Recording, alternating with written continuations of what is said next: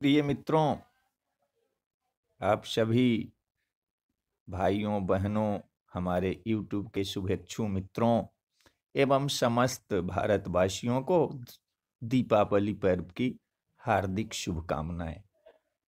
आज हम आपको बताएंगे दीपावली मनाने के कुछ मुख्य कारण। दीपावली आखिर में मनाया क्यों जाता है? ऐसे भारतवर्ष में तो प्रत्येक दिन कुछ न कुछ उत्सव रहता ही है, लेकिन दीपावली का विशेष महत्व है। दीपावली दशहरा के 20 दिन के बाद आता है। यह भारत में ही नहीं, पूरे विश्व में जहां से हम भारतीय जाके वहां बसे हुए हैं, वहां दीपावली पर्व बड़े धूमधाम से मनाते हैं। ऐसे बिहार का दीपावली, मुजफ्फरपुर का दीपावली पूरे भारतवर्ष में प्रसिद्ध है। तो दीपावली मनाने के कारण, सबसे प्रथम कारण बताते हैं कि श्री राम वनवास के बाद जब अयोध्या लौटे तो खुशी में अयोध्यावासी ने घी के दीपक जलाए।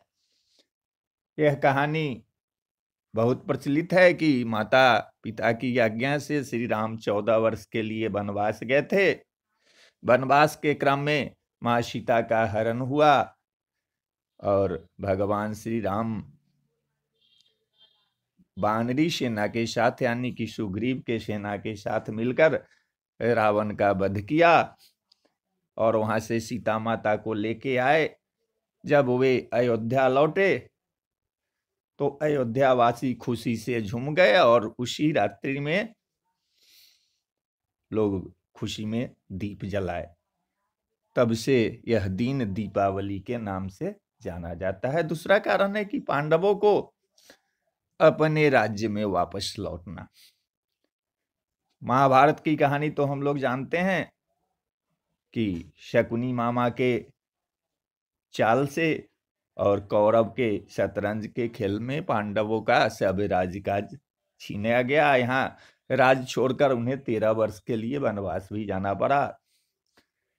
इसी कार्तिक अमावस्या को पांचों पांडव युधिष्ठिर, भीम, अर्जुन, नकुल और सहदेव 13 वर्ष के वनवास से अपने राज्य लौटे थे।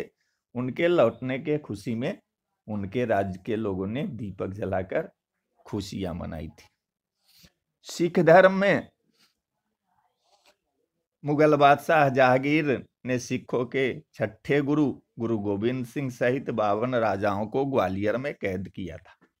गुरु को कैद करने के बाद जहांगीर मानसिक रूप से परेशान रहने लगा। जहांगीर को स्वप्न में किसी फकीर से गुरुजी को आजाद करने का हुक्म मिला था। जब गुरु को कैद से आजाद किया जाने लगा तो ये अपने साथ कैद हुए राजाओं को भी रिहा करने की मांग करने लगे। गुरु गोविंद सिंह के कहने पर राजाओं को भी कैद से रिहाई मिली। इसलिए इस त्योहार को सिख समुदाय के लोग भी बड़ी धूमधाम से मनाते हैं।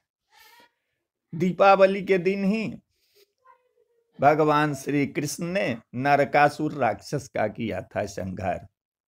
इसी दिन प्रभु श्री कृष्ण ने नरकासुर राक्षस का वध किया था। नरकासुर उस समय जो प्राग ज्योतिषपुर के नाम से प्रसिद्ध था, आज दक्षिण नेपाल का एक प्रांत है। नरकासुर इतना क्रूर था कि उसने देवमाता अदिति के शानदार बालियों तक को छीन लिया। देवमाता अदिति श्री कृष्ण की पत्नी सत्यभामा के संबंधी थे। नरकासुर ने कुल 16 भगवान की कन्याओं को बंधक बना के रखा था। श्री कृष्ण की मदद से सत्यभामा ने नरकासुर का वध किया और सभी देवी को उसने चंगुल से छुड़ाया। और पांचवी कहानी है कि माता लक्ष्मी का सृष्टि में उसी दिन अवतरण हुआ था। हर बार दीपावली का त्योहार हिंदी कैलेंडर के अनुसार कार्तिक महीने के अमावस्या के दिन मनाया जाता है। इस दिन समुद्र मंथन के दौरान माता लक्ष्मी जी ने सृष्टि में अवतार लिया था। माता लक्ष्मी को धन और समृद्धि की देवी माना जाता है, इसलिए हर घर में दीप जलाया जाता है। साथ साथ हम माता लक्ष्मी की पूजा करते हैं। यह भी दीपावली मनाने का एक मुख्य कारण है। और छठा है कि राजा विक्रमादित्य का दीपावली के दिन ही राज्याभिषेक हुआ था।